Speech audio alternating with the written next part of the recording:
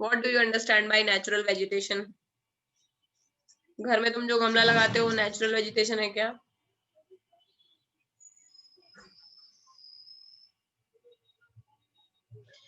घर में हम लोग प्लांट लगाते हैं, बहुत लोगों के घर में ग्रीनरी है, वो नेचुरल वेजिटेशन है क्या?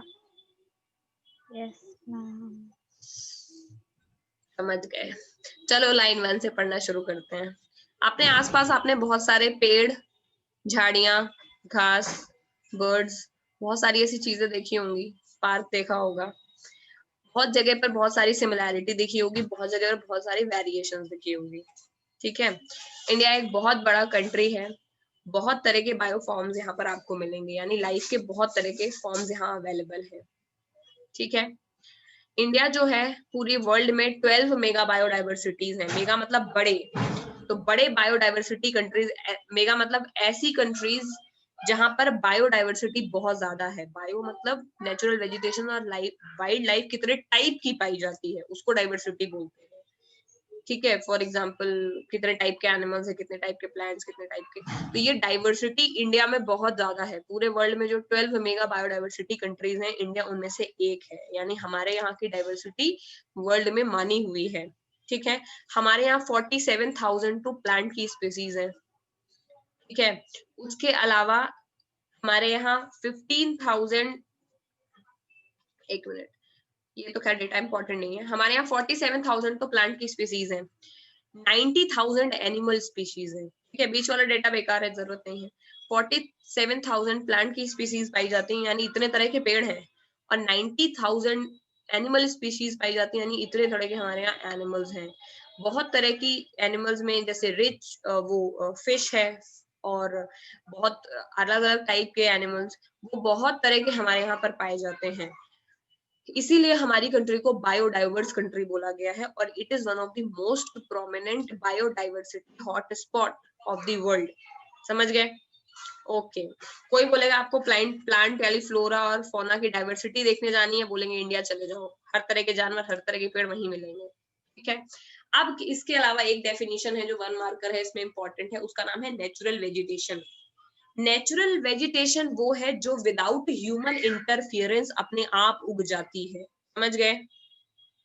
जिसको ह्यूमंस की जरूरत नहीं है, जैसे कि जंगलों में पाई जाती है। तुम वहां पेड़ लगाने नहीं जाते हो, अपने आसपास बहुत जगह पे तुमने प्लांट और एनिमल्स प्लांट देखे होंगे, वो तुमने नहीं लगाए हैं, उनको बोलेंगे, क्या बोलेंगे उनको? उनको नेचुरल वेजिटेशन बोलते हैं। ठीक है, जो हम अपने घर में लगाते हैं वो नेचुरल वेजिटेशन नहीं होती। जो ह्यूमन मतलब वो वेजिटेशन है ऑब्वियसली, नेचुरल वेजिटेशन का मतलब है कि उसमें कोई कोई ह्यूमन इंटरफेरेंस की आपको जरूरत नहीं है, और जो कि ह्यूमंस के द्वारा अनडिस्टर्ब्ड छोड़ दी गई है बहुत लंबे टाइम के लिए। इसको एक और नाम दिया गया है इस तरह की वेजिटेशन को, उसका नाम है वर्जिन वेजिटेशन। ठीक है, इसीलिए जो कल्टीवेटेड क्रॉप होती है, फ्रूट्स होती है, ऑर्चर्ड्स होते हैं, यानी जिन क्रॉप्स को हम कल्टीवेट करते हैं, जिन फ्रूट्स को हम उगाते हैं, फलों के बागीचों को हम लगाते हैं, दे आर वेजिटेशन, उनका नाम वेजिटेशन है, but they are not natural vegetation, लेकिन उनको नेचुरल वेजिटेशन नहीं कहा जा सकता। मुस्कान, समझ में आ गया क्या होता है natural vegetation? Yes ma'am. Okay, अब नेचुरल वेजिटेशन के लिए 2 टर्म यूज होते हैं, एक टर्म है फ्लोरा और एक टर्म है फौना। फ्लोरा का मतलब होता है प्लांट। ठीक है, तो पर्टिकुलर रीजन में वर्ल्ड में कितने तरह के प्लांट पाए जाते हैं उनको बोलेंगे फ्लोरा डाइवर्सिटी या फ्लोरल डाइवर्सिटी। अगर पूछा जाएगा कि फ्लोरा डाइवर्सिटी मतलब प्लांट की बात चल रही है। सिमिलरली अगर एनिमल डाइवर्सिटी के बारे में वो पूछेंगे तो बोलेंगे फौना डाइवर्सिटी। ठीक है, फ्लोरा एंड फौना साथ में नाम लिए जाते हैं, इनकी डाइवर्सिटी बहुत ज्यादा है इंडिया में। ओके, बहुत सारे फैक्टर्स हैं जिन पर ये डाइवर्सिटी डिपेंड करती है। कोई ये भी बोल सकता है कि इंडिया में ही क्यों इतनी 47,000 स्पीशीज प्लांट के हैं, 90,000 एनिमल्स के हैं, बाकी जगहों पर क्यों नहीं है? क्योंकि हमारे यहाँ वो जो फैक्टर्स इंपॉर्टेंट हैं इन चीजों के लिए, क्या क्या टेम्परेचर, कैसा क्लाइमेट होना चाहिए, किस तरह का सॉइल होना चाहिए, वो सब हमारे यहाँ कंपैरेटिवली बेटर है। इसीलिए हमारे यहाँ ज्यादा तरह की स्पीसीज ऑर्गेनिज्म, मतलब ज्यादा तरह की प्लांट और एनिमल की स्पीशीज सर्वाइव कर जाती है, वो मरते नहीं है। ठीक है, चलो देखते हैं। अब बात चलने वाली है फैक्टर्स की, यानी क्या क्या फैक्टर्स हैं जो इम्पोर्टेंट है फ्लोरा और फौना के लिए। पहला तो पहला जो फैक्टर का टाइप है वो है रिलीफ। रिलीफ का मतलब फिजिकल टाइप, ठीक है। उसमें पहला होता है लैंड, यानी कि लैंड जो है वो किसी भी जगह की वेजिटेशन को डायरेक्टली इनडायरेक्टली दोनों तरह से इफेक्ट करती है, ठीक है। माउंटेन का रीजन, प्लेटू और प्लेन्स, तीन ही तरह के रिलीफ पाए जाते हैं। तीनों ही जगह पर अलग अलग तरह की एजुकेशन बोल रही हूँ, वेजिटेशन पाई जाती है। जो प्लेन्स होते हैं वो जनरली फर्टाइल होते हैं बहुत ज्यादा, इसीलिए वहां पर हम करते हैं एग्रीकल्चर, ठीक है। जो रफ टेरेन होती है जहां पर बहुत फर्टाइल नहीं है लेकिन तब भी कंपैरेटिवली प्लेन है या प्लेटू है, वहां ग्रास लैंड पाए जाते हैं। और जो बहुत हाई ऑल्टीट्यूड पे है वहां पर एल्पाइन वेजिटेशन पाई जाती है, कोनिकल वेजिटेशन, ठीक है। अलग अलग तरह की अगर लैंड होगी तो अलग अलग तरह का वहां पर पेड़ उगते हैं, हमको ये बात ऑलरेडी पता है। अगला फैक्टर है, तो ये फैक्टर के नाम याद रखने हैं कि क्या फ्लोरल और फौना डाइवर्सिटी के लिए क्या फैक्टर है। पहला हो गया लैंड, अगला है सॉइल। सॉइल पे भी बहुत ज्यादा डिपेंड करती है डाइवर्सिटी। अगर आप डेजर्ट यानी राजस्थान में चले जाएंगे वहां पर थॉर्नी बुशेस होती हैं, वहां पर जो पेड़ होते हैं उनके पत्ते कटीले होते हैं क्योंकि उनको ट्रांसपिरेशन से जो होता है वो लॉस, वाटर लॉस को रोकना होता है, तो इसीलिए वो कटीले हो जाते हैं, ठीक है।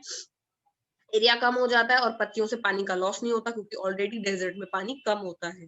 तो इसी तरह सॉइल पर भी बहुत ज्यादा डिपेंड करती है हमारी वेजिटेशन। अगर हमारी सॉइल ऐसी है जिसमें बहुत वाटर है तो वेजिटेशन अलग तरह की होगी। अगर हमारी सॉइल सैंडी है, डेजर्ट में है, तो वहाँ कैक्टस या थॉर्नी बुशेस होंगी। अगर हमारी डेल्टाइक सॉइल है, डेल्टाइक का मतलब गंगा यमुना वाला डेल्टा, डेल्टाइक सॉइल है वहां पर, तो वहां पर मैनग्रूव और डेल्टाइक वेजिटेशन जिनमें वाटर ज्यादा होता है वो भी होगी हमारे पास। अगर हम हिल की बात करेंगे तो वहां पर हमें पता है कोनिकल ट्रीज होते हैं। तो हर तरह की जो सॉइल अलग अलग रीजन में पाई जाती है और सॉइल में अलग अलग तरह की वेजिटेशन होती है, ठीक है। अगली बात है, अगला फैक्टर है क्लाइमेट, ठीक है। रिलीफ तो कर लिया, अगला है क्लाइमेट। क्लाइमेट में भी दो तीन फैक्टर्स है। पहला है टेम्परेचर। टेम्परेचर का मतलब ये है कि टेम्परेचर से ही किसी एरिया की ह्यूमिडिटी डिसाइड होती है, ठीक है। जितना ज्यादा मतलब टेम्परेचर और humidity in a way connected है, ठीक है। तो हाई टेम्परेचर हाई वाटर मतलब ह्यूमिडिटी। किसी भी जगह की वेजिटेशन, वहां के टेम्परेचर, वहां की ह्यूमिडिटी, वहां की प्रेसिपिटेशन यानी बारिश और सॉइल, उन सब पर डिपेंड करती है। अगर जो हिमालयाज और उनके स्लोप की आप बात करें, जो मतलब यानी हाई ऑल्टीट्यूड की बात करेंगे, ठीक है, वहां पर टेम्परेचर के गिरते, वहां पर जब टेम्परेचर में गिरता है, जब वहां पर टेम्परेचर कम हो जाता है तो वेजिटेशन की ग्रोथ पर बहुत इम्पैक्ट होता है।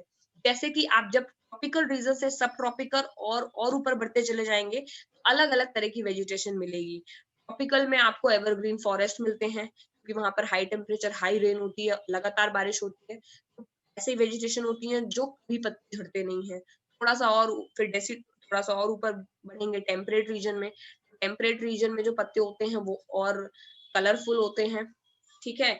और वो ठंडे एटमॉस्फेयर में हल्का रहते हैं, मतलब वो मीन टेम्परेचर में रहते हैं। जो ट्रॉपिकल रीजन में रहेंगे वो वहां पर वैसे पेड़ होंगे जो हाई टेम्परेचर भी बर्दाश्त कर लेते हैं क्योंकि ट्रॉपिकल रीजन में टेम्परेचर बहुत ज्यादा होता है। किसी को अगर ये नहीं पता है कि ट्रॉपिकल टेम्परेट और वो अल्पाइन रीजन क्या है तो मुझे बताओ। एक तरह से तुम लोगों ने वो पढ़ा होगा ना सिक्स में, सेवेंथ में, कहाँ पर, जहाँ पर टॉरेट जोन और फ्रिजिड जोन पढ़ा है तुम लोगों ने।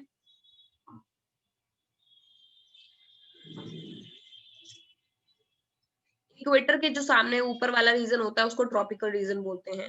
इक्वेटर पे एकदम स्ट्रेट सन से रेज आती हैं, तो इक्वेटर के ऊपर और उसके नीचे के नीचर्स को, ट्रॉपिक्स के बीच का जो रीजन है, Tropic of Cancer to Tropic of Capricorn, we call it tropical region. उसमें सबसे ज्यादा टेम्परेचर भी रहता है, बारिश भी सबसे ज्यादा रहती है। उसके ऊपर का जो रीजन पड़ता है यानी ट्रॉपिक ऑफ कैंसर से ऊपर और ट्रॉपिक ऑफ कैप्रिकॉर्न से नीचे, उसको बोलते हैं टेम्परेट रीजन। वहां पर कंपैरेटिवली टेम्परेचर कम होता है। उसके ऊपर होता है पोलर रीजन जहां पर टेम्परेचर काफी कम रहता है और काफी बर्फ रहती है। उसी की बात चल रही है। फिर ट्रॉपिकल रीजन का मतलब है कि टेम्परेचर ज्यादा है, बारिश भी ज्यादा है, तो ट्रॉपिकल रीजन में उस तरह के प्लांट सर्वाइव कर लेंगे जो कि हाई ह्यूमिडिटी, हाई टेम्परेचर में सर्वाइव कर लेते हैं। टेम्परेट में इसके अलग उस तरह की वेजिटेशन रहेंगी जो कि हाई टेम्परेचर से थोड़ा कम, यानी थोड़ी ठंडी उनको चाहिए, और हल्की बारिश में वो सर्वाइव कर जाए। और पोलर रीजन में तो कुछ उगता ही नहीं है, टुंड्रा और टाइगर रीजन आपने पढ़े होंगे। मॉसेस और लाइकेंस के अलावा बहुत कम वेजिटेशन आईसी यानी पोलर इलाके में पाए जाते हैं। ये देखो सबके मीन टेम्परेचर ऑलरेडी लिखे हुए हैं कि वहां पर जनवरी में क्या टेम्परेचर होता है, ट्रॉपिकल, सब ट्रॉपिकल, टेम्परेट और एल्पाइन का।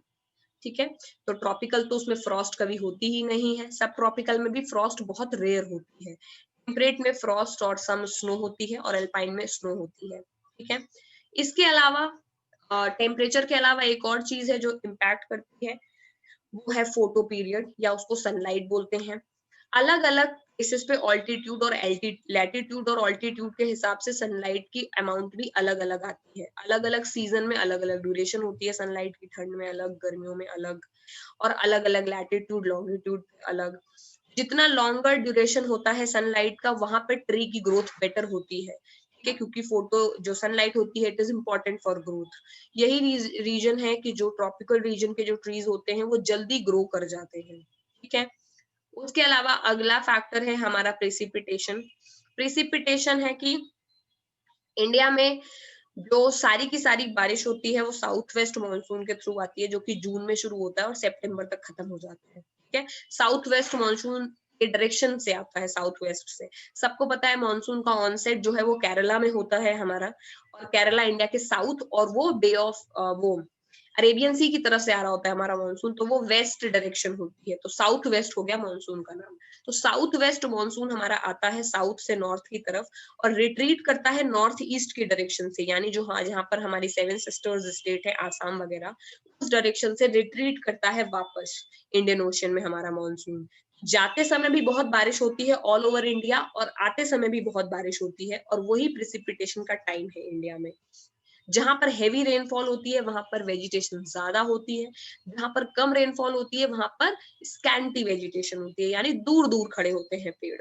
ठीक है, तो प्रेसिपिटेशन का क्या इम्पैक्ट है, जहां ज्यादा प्रेसिपिटेशन है वहां पर क्लोजली स्पेस्ड ट्रीज होंगे, बगल बगल बगल बगल खड़े होंगे।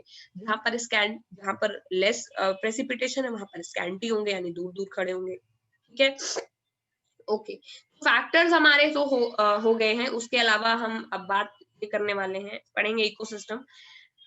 ओके, पहले और चीज एक पढ़ लेते हैं कि आपको कभी ऐसा सोचा है कि फॉरेस्ट हमारे लिए इतने इंपॉर्टेंट क्यों है? कोई बता सकता है why forest are so important for us? बताओ Nimesh, why forest are so important for us? Ma'am, because trees gives us oxygen, food, and many other things such as rubber, gum, etc. Correct, ये तो one And type हो गया। और क्या देते हैं forest, बताओ प्रथम, और क्या देते हैं फॉरेस्ट हमको?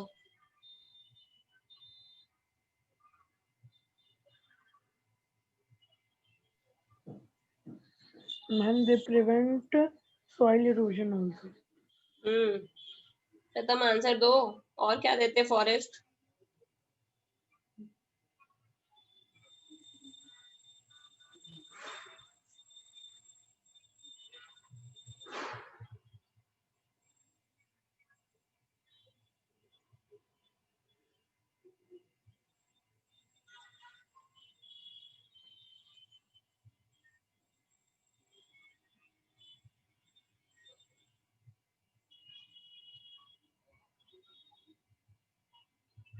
क्लास में हो प्रथम? Yes, ma'am. क्या देते हैं फॉरेस्ट हमें?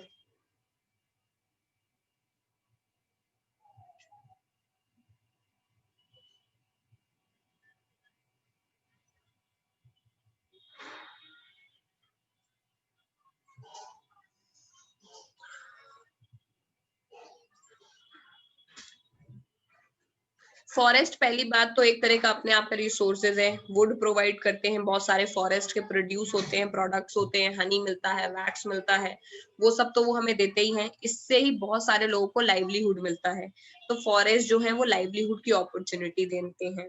ठीक है, दूसरा वो हमारे इकोसिस्टम को बैलेंस रखते हैं, क्योंकि CO2 को कंज्यूम करते हैं और O2 प्रोवाइड हमको करते हैं, उससे हमारा एनवायरनमेंट का क्वालिटी मेंटेन रहता है। क्लाइमेट को मेंटेन करने में हेल्प करते हैं, सॉइल इरोजन को मेंटेन करने में हेल्प करते हैं, यानी इरोड नहीं होने देते सॉइल को, ठीक है। वाटर टेबल बैलेंस करते हैं, क्योंकि उनकी मतलब जितना पानी वाटरिंग करेंगे प्लांट्स को उसकी जड़ों के थ्रू उतना वाटर टेबल मेंटेन रहता है, ठीक है। उसके अलावा बहुत ज्यादा इनका सीनिक और मेडिसिनल इंपॉर्टेंट भी है। फॉरेस्ट में बहुत सारे ऐसे ट्रीज होते हैं जिनसे मेडिसिन बनता है और वो देखने में भी बहुत प्यारे लगते हैं, यानी सीनिक इंपॉर्टेंस है, ठीक है। उसके अलावा बहुत तेज अगर आंधी पानी हो रहा होता है, विंड फोर्स बहुत तेज होती है, उसे वो कंट्रोल कर लेते हैं। ढेर सारे ट्रीज जो होते हैं एज अ शील्ड भी हमारी हेल्प करते हैं। और हमें वाइल्ड लाइफ, जितने हमारे वाइल्ड एनिमल्स हैं उनके लिए वो एज अ शेल्टर यानी घर का भी काम करते हैं, ठीक है। नेचुरल वेजिटेशन जो इंडिया में है, इसलिए फॉरेस्ट हमारे लाइफ के लिए बहुत ज्यादा इंपॉर्टेंट है। लेकिन बहुत बार ऐसा होता है कि डेवलपमेंट के चक्कर में बहुत लोग फॉरेस्ट को काटना शुरू कर देते हैं। इंडिया का जो फॉरेस्ट एरिया है वो काफी कम हुआ है, क्योंकि बहुत सारे फैक्टर्स, क्योंकि कल्टीवेटेड मतलब लैंड को कल्टीवेट करने की डिमांड बढ़ने लगी, मॉडर्नाइजेशन की डिमांड, एग्रीकल्चर के पर रेस्पेक्ट में इंडस्ट्रीज खड़ी करने के लिए हमने बहुत सारे पेड़ों को काटा। तो इंडस्ट्रीज के लिए, माइनिंग के लिए, अर्बेनाइजेशन के लिए, पास्चर्स के लिए, इन सारी चीजों के लिए बहुत सारे पेड़ काटे गए, ठीक है। तो इसीलिए बहुत सारे इंडिया में ऐसा बहुत सारा स्पेस है जहां पर रियल सेंस में कोई भी अभी वेजिटेशन एग्जिस्ट नहीं करता। मतलब दूर दूर दूर दूर पेड़ लगा दिए, लेकिन रियल सेंस में इतने डेंस फॉरेस्ट जितने होते थे वो पहले से काफी कम हो गए हैं। प्रेजेंटली हमारा फॉरेस्ट कवर इज नियरली 22%। एक टाइम पर ये 33% या 35% के आसपास होता था। कुछ ऐसे रीजन्स हैं जैसे हिमालय हो गए, हिली रीजन्स हो गए, जहां पर सम अभी भी, जैसे नॉर्थ ईस्ट का एरिया है, हिमालय है, जहां पर अभी डेंस फॉरेस्ट पाए जाते हैं, बट प्लेन्स के बहुत सारे फॉरेस्ट को काट दिया गया है, ठीक है।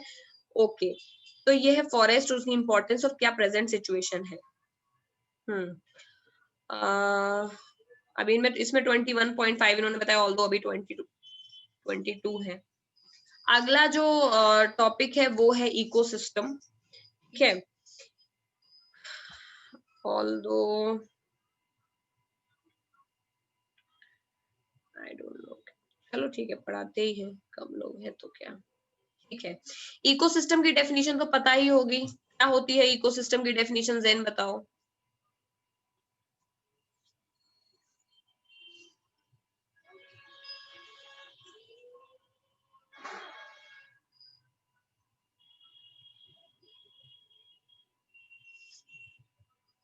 हम्म,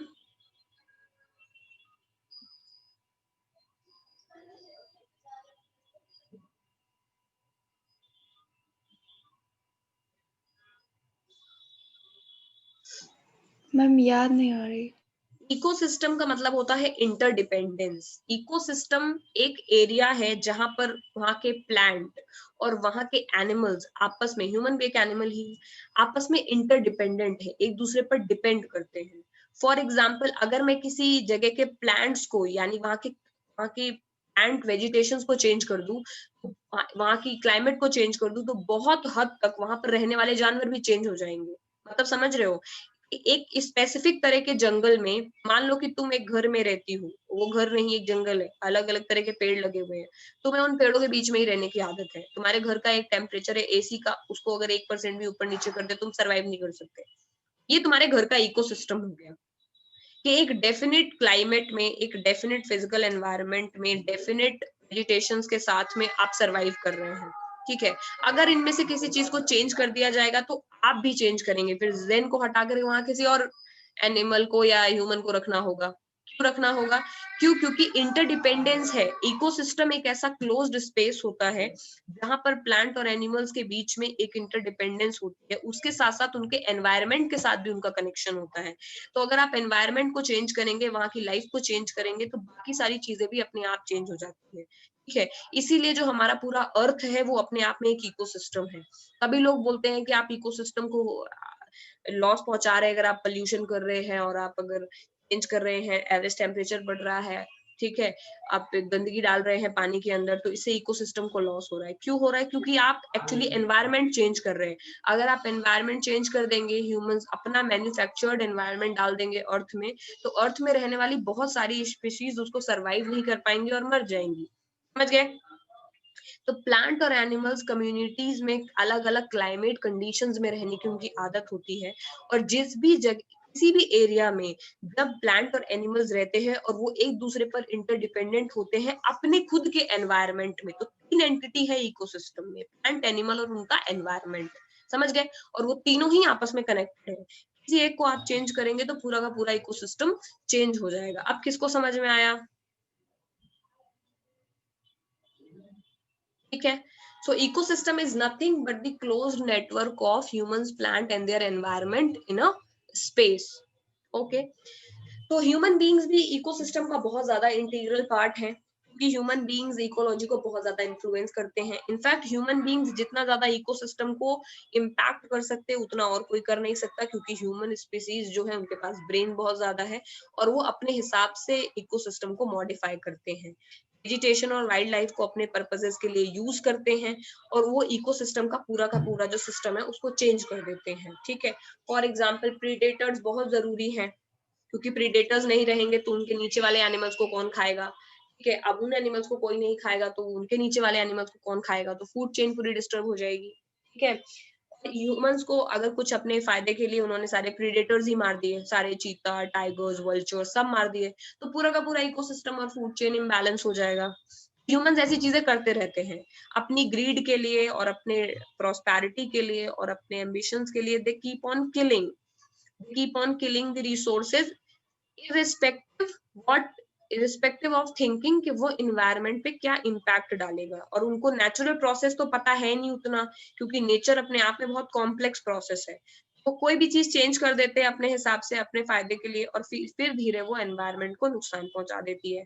जैसे वो ट्रीज को काटते हैं एग्रीकल्चर करने के लिए, उनको लगता है एग्रीकल्चर भी तो ग्रीन होती है, ट्री हटा के एग्रीकल्चर लगा देंगे तो क्या नुकसान होगा। बट ट्री के हटने से एनिमल, कुछ हद तक उन्होंने क्रॉप्स उगाई तो चलो क्रॉप्स भी ग्रीन होती है, बट उन्होंने ये नहीं सोचा कि हम ट्री काट देंगे तो जो एनिमल्स है उनका हैबिटेट भी तो नष्ट हो जाएगा। तुमने एक तरह से ट्रीज काट के केवल ग्रीनरी को नहीं हटाया, तुमने एनिमल्स के घर को भी तोड़ दिया, एनिमल्स का हैबिटेट लॉस हो जाएगा, वो कहीं और चले जाएंगे, वो सरवाइव नहीं कर पाते, क्योंकि उनकी आदत होती है अपने एनवायरमेंट में रहने की। तो कोई बीमार हो जाता है, कोई वीक हो जाता है, कोई कहीं और भाग जाता है, इस तरह से इकोसिस्टम डिस्टर्ब हो जाता है और हैबिटेट लॉस से एनिमल्स मरने लगते हैं। ये भी एक एनिमल के मरने का बहुत बड़ा रीजन उनका हैबिटेट लॉस भी है।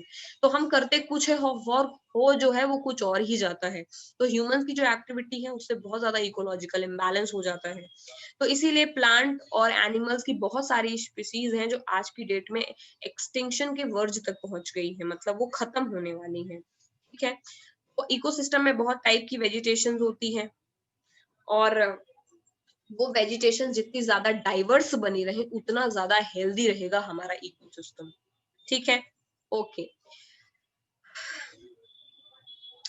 बहुत बड़ा जो इकोसिस्टम होता है उसमें बहुत तरह की वेजिटेशन पाई जाती है और एनिमल लाइफ पाई जाती है। उस तरह के बड़े इकोसिस्टम को आप बायोम बोलते हैं। ठीक है। बायोम क्या होता है? तो biome is nothing but a very large ecosystem जहां पर बहुत तरह के वेजिटेशन और एनिमल लाइफ पाई जाती है। अगर ये डेफिनेशन 19 में आती है तो बायोम मतलब एक ऐसा इलाका, it's kind of bigger ecosystem. छोटे इकोसिस्टम तो एक पॉन्ड भी अपने आप में एक इकोसिस्टम है, बट बायोम एक बहुत बड़ी स्पेस का नाम है जहां पर प्लांट और एनिमल्स रहते हैं बहुत तरह के और बहुत वैरायटी के, तो उसको हम बायोम बोलते हैं। बायोम जो है वो उससे डिसाइड होता है कि उस वहां पर किस तरह के, मतलब उस पर्टिकुलर स्पेस के प्लांट और एनिमल से ये हमें डिसाइड होता है कि वहां पर किस तरह का बायोम पाया जाता है। ठीक है। Okay. Types of vegetations. Okay. Types of vegetation ये तुम लोगों ने लास्ट ईयर भी थे क्या? ये आई थिंक लास्ट ईयर भी थे। ओके। हमारी कंट्री के वैसे तो काफी टाइप के होते हैं वेजिटेशन, बट हमारी कंट्री के रिस्पेक्ट में फिर 5 टाइप्स के वेजिटेशंस पढ़ने हैं। पहला है ट्रॉपिकल एवरग्रीन फॉरेस्ट, दूसरा है ट्रॉपिकल डेसिडुअस, तीसरा है ट्रॉपिकल थॉर्न एंड स्क्रब्स, फिर है मॉन्टेन और मैनग्रूव्स। ट्रॉपिकल एवरग्रीन पढ़ो कोई। अनिमेश पढ़ो ट्रॉपिकल एवरग्रीन।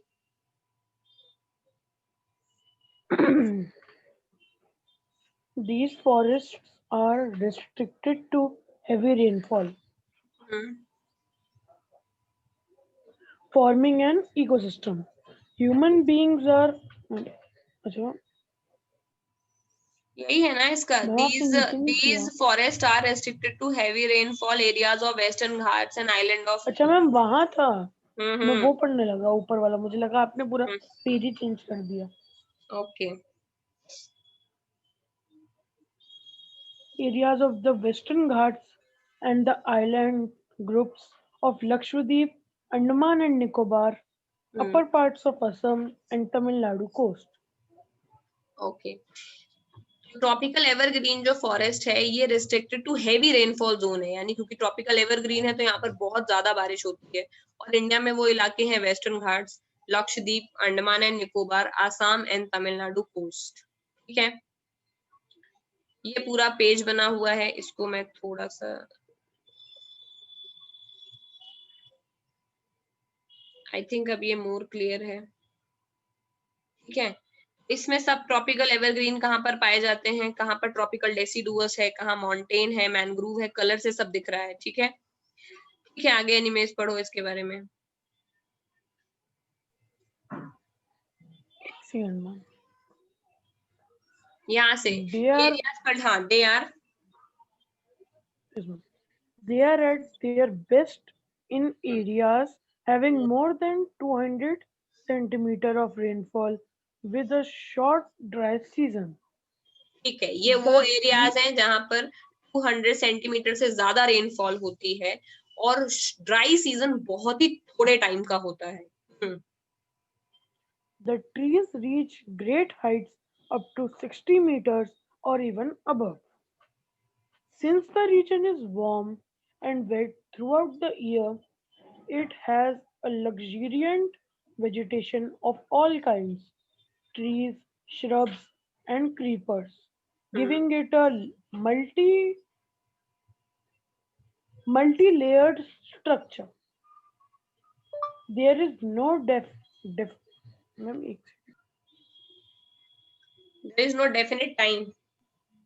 सेकंड मैम वो भाई आ गया था अंदर तो. Yes, Anka. There is no definite time for trees to shed their leaves. As such, these forests appear green all the year round.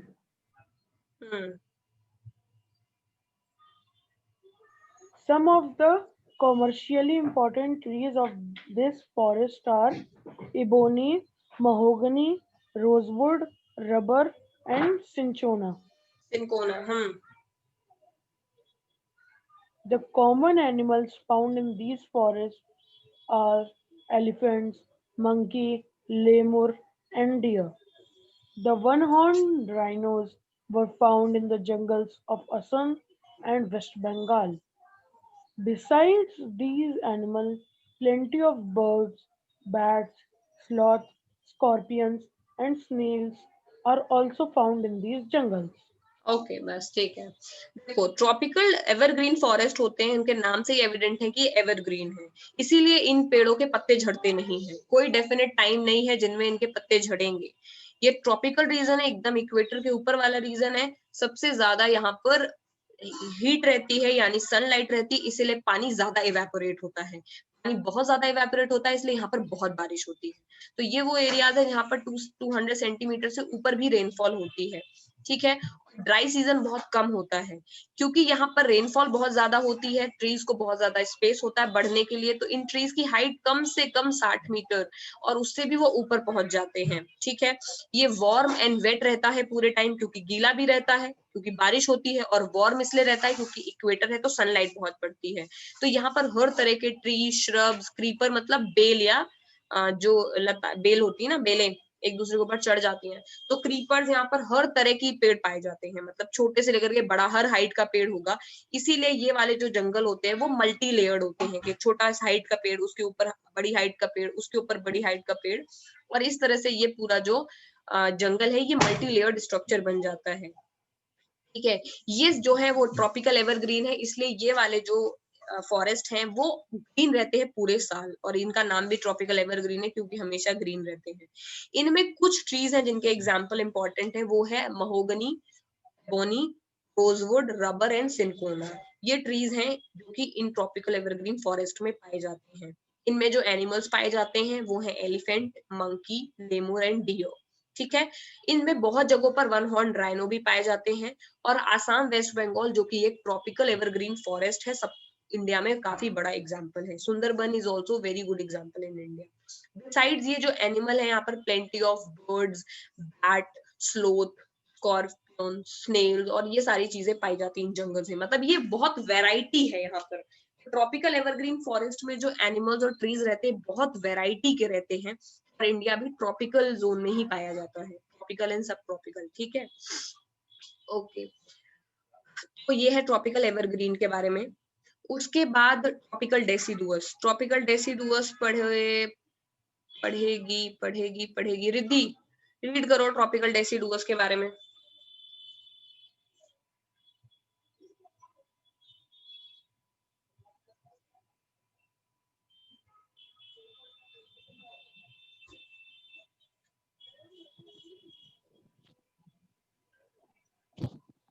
These are the most whispered forests of India. Widespread forests of India. They are also called the monsoon forest and spread over the region, receiving rainfall between 200 centimeter and 70 centimeter. Trees of these forest types shade their leaves for about 6 to 8 weeks in dry summers. On the basis of availability of water, these forests are further divided into moist and dry deciduous. The former is found in area receiving rainfall between 200 and 100 centimeter.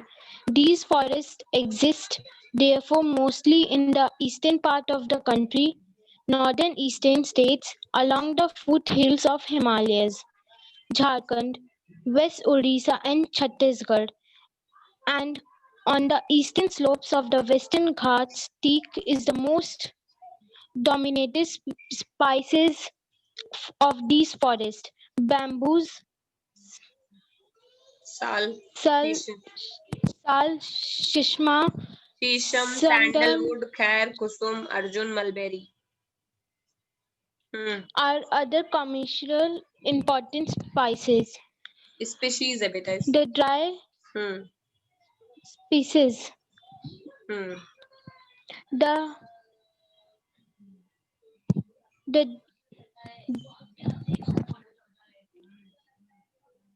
चलो ठीक है, कोई नहीं, मैं कर लेती हूँ।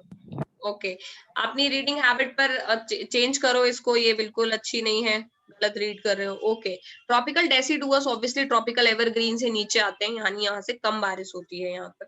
तो ये सबसे ज्यादा इलाके में पाए जाते हैं इंडिया में। ट्रॉपिकल एवरग्रीन कम जगहों पर है, सबसे ज्यादा जगहों पर ट्रॉपिकल डेसिडुअस फॉरेस्ट ही मिलता है, इसीलिए मोस्ट वाइड स्प्रेड, सबसे ज्यादा जगह में यही फॉरेस्ट फैला हुआ है इंडिया में। इनको मॉनसून फॉरेस्ट भी बोला जाता है क्योंकि ये उन जगहों पर है जहां पर मॉनसून बहुत ज्यादा आती है, तो ये मॉनसून बेस्ड फॉरेस्ट है। जब बारिश होगी तो पत्ते उग जाएंगे, जब झड़ आएगा तो झड़ जाएंगे, वो वाले फॉरेस्ट हैं। जो आपने आसपास देखते हो वो ट्रॉपिकल डेसिडुअस ही है। ठीक है, तो ये उन रीजन में पाए जाते हैं जहां पर रेनफॉल 200 से कम होती, 70 से ऊपर होती है। 200 से ऊपर वाले तो ट्रॉपिकल एवरग्रीन में चले गए। जो इसके जो ट्रीज होते हैं वो अपने पत्ते छोड़ते हैं, यानी शेड करते हैं 6 to 8 weeks in dry summers. Dry summer में 6 to 8 वीक के पत्ते छोड़ देते हैं, यानी जो है एकदम गंजे हो जाते हैं। अवेलेबिलिटी ऑफ वाटर के हिसाब से जो फॉरेस्ट हैं ये दो पार्ट में फिर डिवाइड हो गए हैं, क्योंकि इनमें भी कुछ फॉरेस्ट ऐसे होते हैं जिनमें और भी कम पानी होता है, उनको ड्राई डेसिडुअस बोलते हैं। जिनमें थोड़ा ज्यादा पानी होता है उनको मॉइस्ट डेसिडुअस बोलते हैं। तो ये दो पार्ट में डिवाइड हो गए हैं अवेलेबिलिटी ऑफ वाटर के हिसाब से। डेसिडुअस खुद, तो डेसिडुअस में दो टाइप होता है, एक होता है मॉइस्ट डेसिडुअस, दूसरा होता है ड्राई डेसिडुअस। जो पहला होता है यानी मॉइस्ट डेसिडुअस, वो 200 सेंटीमीटर में पाया जाता है। ठीक है, रेनफॉल में, यानी वहां पर मॉडरेट ठीक ठाक बारिश होती है मॉइस्ट डेसिडुअस में। ठीक है, ये उन रीजन में पाए जाते हैं जो कि मोस्टली नॉर्थ ईस्टर्न स्टेट्स हैं हमारे, और हिमालयाज के फुटहिल्स वाला इलाका जो हो गया है हमारा। फुटहिल्स मतलब शिवालिक, जैसे पंजाब वाला रीजन है, हरियाणा वाला रीजन है, और नॉर्थ ईस्ट में आसाम वाला है, अरुणाचल प्रदेश, मिजोरम। तो इन जगहों पर जहां पर अच्छी बारिश होती, बहुत ज्यादा नहीं होती ट्रॉपिकल एवरग्रीन की तरह, लेकिन अच्छी बारिश होती, वहां पर ये डेसिडुअस मिलते हैं। झारखंड, वेस्ट बंगाल, छत्तीसगढ़, वेस्टर्न घाट्स में भी ये मिलेंगे। इन सारे फॉरेस्ट में एक बहुत डोमिनेंट स्पीशीज है इस फॉरेस्ट में, उसका नाम है टीक। टीक एक लकड़ी है जिससे आपके बहुत ज्यादा वो बनते हैं फर्नीचर वगैरह। ज्वाइन करो फिर बाकी आगे की बात करते हैं। लेस देन अ मिनट है।